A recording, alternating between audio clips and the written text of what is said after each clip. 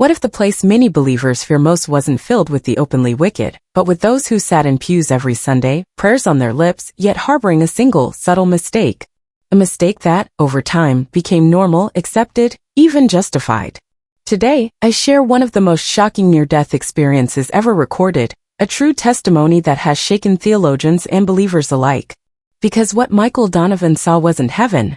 It was a realm of profound consequence, populated not by atheists or sorcerers, but by Christians. Christians who knew the scriptures, who attended church, who prayed. This isn't a story meant to scare, but a cry to awaken, a chance to examine your own heart before it's too late. The details of this journey are unlike anything you've heard. My name is Michael Donovan. If you'd met me a few years ago, you would have seen a man seemingly in order. An analyst for a major financial company, well-pressed jacket, sober tie, firm handshake. I spoke little about myself, but I never missed a prayer meeting. I could quote the Psalms with surgical precision and donated regularly to the church orphanage. And yet, something deep inside me was out of tune, like a missing chord in a perfect symphony. This wasn't the first time God had shaken me. There was another moment, almost 20 years prior, still vivid as yesterday. I was 19, battling a raging fever, my body trembling as if in an earthquake. That night, as my mother bathed my forehead, I saw something, not with my eyes, but with my spirit. I was suspended above a city I didn't recognize, everything gray, no sun, no stars, only fog. Then, two enormous towers emerged from the mist and, within seconds, collapsed, one after the other, as if an invisible giant had struck them. People ran, shouted, prayed, fell. A wind full of dust hit my face, then darkness. I woke up trembling, told my pastor, who dismissed it with an embarrassed grimace. Michael, it must have been the fever. Leave these things alone. 10 days later, September 11, 2001, I saw the exact same scene on the news. New York. The Twin Towers. My mother's scream. The smoke. I was never the same. But I also didn't become the man I should have been. Instead, I closed myself off in silence. I continued to live well, work hard, to appear a good Christian, but I stopped listening to that inner voice, slowly extinguishing it like a candle. I convinced myself it was enough to pray, participate, appear. The outward show became my refuge, a carefully constructed facade hiding a heart that was slowly, imperceptibly, drifting. I believed my knowledge, my service, my adherence to religious form was enough. I was wrong. Until that day, January 15, 2019. I'd just finished a tense meeting. My boss had wrongly accused me of a mistake. Instead of defending myself, I swallowed the anger like poison. That evening, I had to go to the pharmacy. My blood pressure had been erratic. Work stress, they said. I entered the store, a weight on my chest I couldn't explain. The fluorescent lights felt like pins in my eyes. Then emptiness. My legs gave way. A distant voice, he's collapsing. A hand vainly seeking a shelf. Then blackness. But this wasn't the blackness of sleep. It was a blackness with substance, density. A silence that screamed. And there I understood. I was dying. There was no panic, only awareness. I was still me, but without a body, as if made only of thought, memory, and truth. I no longer had anything to hide behind. No titles, no career, no memorized verses. Only my soul. And a call ringing loud and clear, like the one in 2001, only this time, there was no time to ignore it. I can't say how long I remained suspended in that darkness. It wasn't an absence, it was a dark presence. It was as if the night had eyes and memory, as if it knew me better than I knew myself. There was no sound, yet the silence buzzed. I had no body, yet I perceived everything. My breath was gone, but my consciousness had ignited as never before. Then something changed. Not a voice, but a wordless whisper like wind caressing the mind. The darkness began to break, not suddenly, but slowly like cracking glass. A crack of light opened before me, and I was drawn in. I found myself in a place no language can accurately describe. It looked like a garden, yes, but not one cultivated on earth. This was a garden broken, soulless. The trees were twisted, as if they had suffered too much, branches bent towards the ground like hands in eternal prayer. The ground beneath my feet was dry but not dead, it breathed, and it breathed pain. I walked barefoot but felt no physical pain, only regret, not mine, but that of others, of millions. It was as if every grain of soil told unsaid stories, unmade choices, unheard prayers. Every leaf whispered names, every stone carried memory. That garden was the echo of lost opportunities. In the center I saw a fountain. But instead of water, sand, fine, golden sand, falling from an invisible hole and disappearing into nothingness. Each grain seemed like a second, a possibility. Each falling second said too late. I approached. When I placed my hand on the edge of the basin, a wave of images overwhelmed me, not symbolic visions, but real scenes, memories not my own. A woman knelt before an altar, praying fervently, but her heart was full of hatred for her sister-in-law. A pastor shook the hand of a newly baptized man, but in his heart, he was scheming how to grow his ministerial image. A young man read the scriptures every morning, but he did it to feel superior to his friends who had stopped going to church. All religious, none redeemed. Then I heard the voice. Not as sound but as identity. It was Jesus. There was no doubt. He doesn't present himself with titles or miracles. He makes himself known by what emanates from him. Truth that tears, love that burns, justice that embraces. Michael, he said. I turned, didn't see him, but felt him all around me, as if the very air had taken his form. Before showing you what awaits, you had to see this place. This is the garden where the seeds that never sprouted mature. It is the point where intentions not transformed into obedience wither. What place is this, Lord? I asked, not with my lips but with my heart. It is the anteroom. Here arrive the hearts that have known my voice but have silenced it. Here are gathered the promises never kept, the prayers set out of fear, the conversions that have never given birth to humility. Every word was like a sword piercing my justifications. These are they, he continued, who called me Lord but never let me reign. The roots of the trees moved slightly as if trembling. I understood this garden was not hell, but neither was it heaven. It was the truth before judgment, the moment the soul is forced to see itself without filters. Then, the light opened again, and the garden vanished. Now I knew, true hell begins when you realize your faith was just theater. The garden disappeared like a curtain, and behind it opened a world no human heart can contain without breaking. I was on a ridge, thin as a border between life and damnation. Below me, an enormous valley stretched into infinity. What I saw, I will never forget. The ground was black, like burnt flesh. Everywhere, cracks from which a fire rose, emitting no light, only torment. The air was thick as pitch. I felt the breath of others, millions of souls. Some motionless, others in a continuous, desperate movement, searching for an exit from a place with no doors. Their faces, my God, the faces. Some of them I knew. The first was Pastor Reed. He had taught me in the youth group. I remembered him saying that knowing God was more important than studying him. Yet there, immersed in the flames, he shouted verses that dissolved into the air like sand. His voice was lost from so much pleading, and no one listened. Then I saw Janet, the choir leader. Her talent moved congregations. But now her hands were clenched, lips moving soundlessly, only despair on her face. She had sung of freedom while living as a prisoner of contempt for those not as spiritual as her. Why? I cried, my heart threatening to break. They were yours, Lord. They served you. Jesus' voice answered, deep as an ancient drum. They served me, yes, but they did not belong to me. They served religion, prestige, their own image. They used my name as a shield against humility. They spoke of grace but built walls with doctrine. Each word tore through a lie I had lived in. I saw a man dressed as a preacher, robe burned and torn, murmuring, I preached the truth, I defended sound doctrine, I led souls to you. Jesus replied, you led souls to the worship of yourself. You used the truth to exalt yourself. You defended doctrine but never loved your neighbor. Every sermon of yours was a wall, not a bridge. I was forced to watch, to feel every crumb of despair. These souls weren't there for external sins as the world defines evil. They were there for something more subtle, more treacherous, the illusion of being righteous. They hadn't blasphemed, stolen, killed.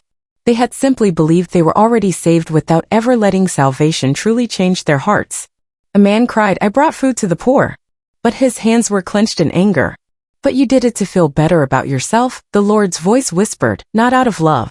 You judged those who didn't do as you did, and you thought that doing was enough to be. I walked on, each step a condemnation for myself. I saw myself, years before, hands raised in worship, but inside, judgmental thoughts about a man in a dirty coat. What is someone like him doing here? I had thought. I was there in body, but there was no love, only form. I slumped down, my spirit bent.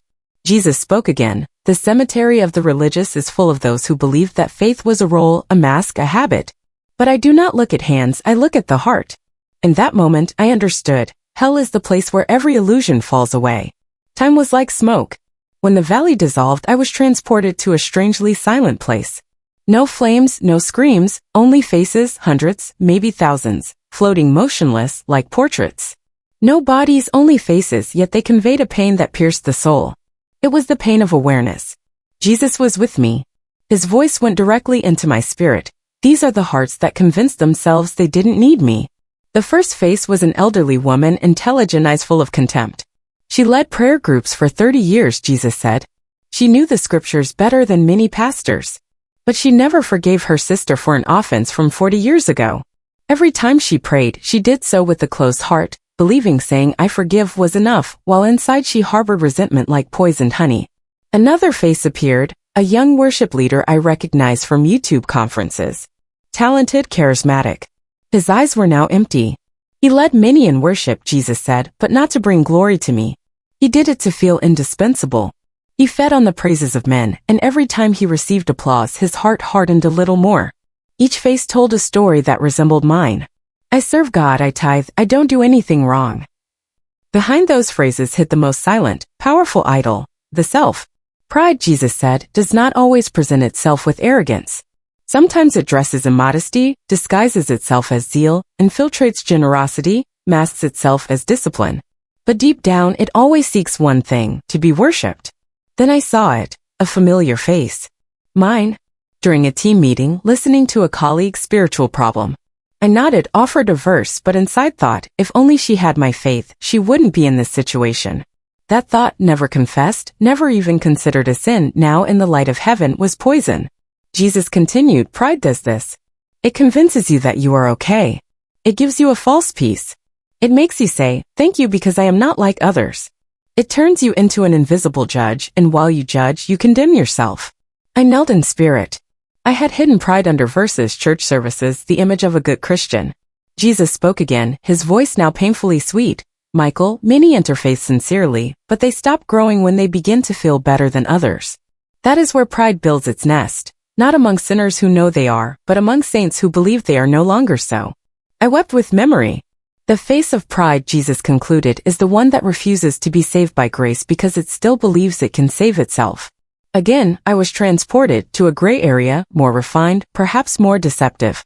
Towering structures stood before me, built not of stone, but of books, scrolls, annotated Bibles, theological commentaries. Foundations of quotes, walls of arguments. Doctrine, apologetic, eschatology, names I knew and had loved. I approached the largest, the Tower of Truth. A staircase of words spiraled up, famous phrases, sermon excerpts. At its base sat a man, hands over his face, weeping ancient pain. Dr. Halverson. He taught systematic theology for 35 years. I'd read his books. Professor Halverson? I asked. He looked up, eyes empty. I knew everything he said, but I knew no one. Jesus spoke behind me. He knew every aspect of my word, but never allowed himself to be loved by it. He loved precision but not compassion. He defended the truth but did not live it. He had built a tower, not a home. Hundreds of souls wandered, climbing stairs, reciting verses, arguing. Two men debated Revelation. The rapture will occur before the tribulation. No during. A perpetual loop. Jesus' voice grew sterner. These have made theology an arena. They have exchanged my gospel for an intellectual battlefield. Every word of theirs was a bullet, every verse a blade. But they never wept for a sinner, never embraced the weak. Truth became their crown, but not their cross. I knelt. How many times had I argued to defend doctrine, not out of love, but to feel superior? I had mistaken the content of truth for the possession of truth. Jesus added gently, truth without love inflates. Love without truth deceives. But truth with love transforms. How many know the scriptures but do not allow themselves to be written by them? How many speak of grace but have never truly received it? One man arguing turned to me, eyes red. I came here to seek the truth, but I didn't realize that in the meantime I had lost Jesus. He pointed to a low, hidden building, no books, only a simple door. Above it, a writing, blessed are the pure in heart, for they shall see God. My spirit trembled. I had spent my life trying to understand God more than knowing him. Jesus concluded, many have built towers with my words, but they have never built an altar with their hearts. And the towers began to creak, then collapsed silently like castles of cards soaked by truth. Silence. Then a path of soft light opened. Each step was revelation. The weight of lies left me. Before me, a new valley, a new garden. Trees with deep, strong roots. Leaves vibrated. Here, I saw them, the redeemed. No halos, no crowns. They walked in simplicity, yet every gesture, every smile was imbued with a glory not their own, passing through them like light through pure glass. A woman folded a sheet, a humble act, yet so full of peace it seemed liturgical. Jesus spoke. This woman washed clothes for the sick for 40 years unnoticed. Every gesture an offering. Heaven recorded every fold of her hands. An old man walked slowly. He prayed for his community every night unknown. His prayers saved lives he never knew. A little boy, no more than 10, disabled, yet the light around him was intense. He died young, Jesus said. In his silence, he loved more deeply than many preachers. His suffering was continuous worship. I wept with awareness. I was seeing the true strength of the kingdom. Silent forgiveness, a gentle caress, secret renunciation. A kneeling mother, face worn, children playing peacefully. She raised 5 children in the faith, Jesus said. No one applauded her, but every night she wrestled in prayer. Today, her children lead others to me. She never stood on a pulpit but raised generations. Then I saw myself transformed. Not the Michael with the elegant jacket, but humbler, lighter. He walked among the redeemed, not with confidence, but gratitude. His gaze sought no approval but carried love. His hands were empty, ready to serve. That Michael wanted to see, not be seen. Jesus spoke with deep tenderness. This is the version of you that you can become if you choose the narrow path. If every day you let the self die and let me live. If you choose the way of hiding, of forgiveness, of inner truth. This version is not far off. It is possible. But it requires you to die 1,000 times to pride, to vanity, to the fear of not being enough. I looked. No words were needed. Only a yes. I understood. True salvation is not in knowing, serving, doing. It is in allowing oneself to be transformed and saying it is no longer I who live, but Christ who lives in me. Something began to call me back, in attraction, like water to its source. The garden moved away but did not vanish, it was etched inside me. Every face, every word, every truth, planted like eternal seeds. Jesus looked at me. This time I saw him, not as a distinct face but as embodied light, a gaze holding both fire and forgiveness. No condemnation, only truth, only love, but a love that burns away masks, unsatisfied with almost. Michael, he said, you have seen what many see only too late. But you have been granted to return. Not because you deserve it, but so that others may hear. Not to boast, but to warn. His words were fire written on my heart. Every hour, Christians die convinced they are saved and wake up in the place of eternal separation, not for visible sins, but for unrecognized pride, untransformed religion, heartless prayers. How can I live now knowing this? I asked with all I had. You will live as a lit lamp in the midst of sleep. Not everyone will listen. Some will mock you. But you have not been called to convince, only to tell. And whoever has ears to hear will understand. Then he showed me a scene, a hospital room. My body still cold. Machines beeping faintly. My sister, Bible on her lap, whispering, God, bring him back, please. It is time, Jesus said. But remember, Michael, this life no longer belongs to you. Do not live for the opinion of men. Do not live to prove yourself. Live for me. Announce what you have seen and let my spirit continue what I have begun. With those words, everything dissolved like a curtain opening. I opened my eyes. Neon light, human voices, disinfectant smell, the rhythmic beep of a heart monitor. I was back. The doctors said I had been clinically dead for almost 3 minutes. An eternity for me. They spoke of neurological reactions, hypoxic dreams. But I knew. I didn't need explanations, I needed obedience. Since that day, my life has changed. Not aesthetically. I still work, talk to people, go to church. But everything is different. Before, I prayed out of duty. Now, I pray like someone breathing underwater who finds an air bubble. Before, I read the Bible like an expert. Now, I read it trembling. Before, I spoke about God. Now, I listened to him. The old desire to appear a good Christian, the meticulous construction of that image, it's gone. Now I want to be real, to be broken, to be transformed. The subtle self-deceptions I once lived by, the quiet judgment of others dressed as concern, the service done for a sliver of recognition, the knowledge hoarded as a mark of superiority, these I now see as the very chains I witnessed in that other realm. Dying to self isn't a one-time event, it's a daily surrender, choosing his way over my ingrained reactions. Choosing love when pride wants to speak. Choosing humility when the ego wants to inflate. It's allowing his truth to dismantle my carefully built towers, one stone at a time. This experience was not given to me alone. It's a message for all who have ears to hear. Do not trust your heart if it has not been broken by truth and healed by genuine love. Do not trust your religion if it has not produced deep humility within you. Do not trust your works if they do not spring from a love that has first destroyed your self-sufficiency and then rebuilt you in his image. Jesus isn't coming for the outwardly perfect, but for the inwardly pure, the humblest, those who have given up relying on themselves, who tremble at his voice and strip themselves of all pretense. Every hour someone crosses over. Do not wait for a crisis. The kingdom of God is for naked hearts, not just clean hands. What are your thoughts on Michael's incredible near-death experience? Share your reflections in the comments below.